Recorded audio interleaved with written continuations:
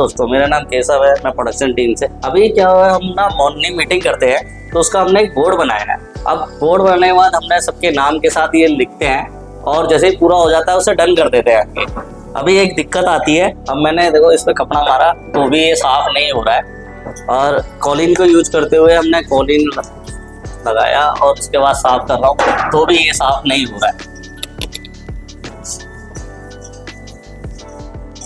तो मैं जो इसमें मैंने एक इम्प्रूवमेंट किया है वो मैं आपको नेक्स्ट वीडियो में दिखाता हूँ। आप देख सकते हैं कि इसका मैंने दोबारा प्रिंट निकाला और इस जो पेपर था इसको मैंने इसे लेमिनेशन कर दिया है।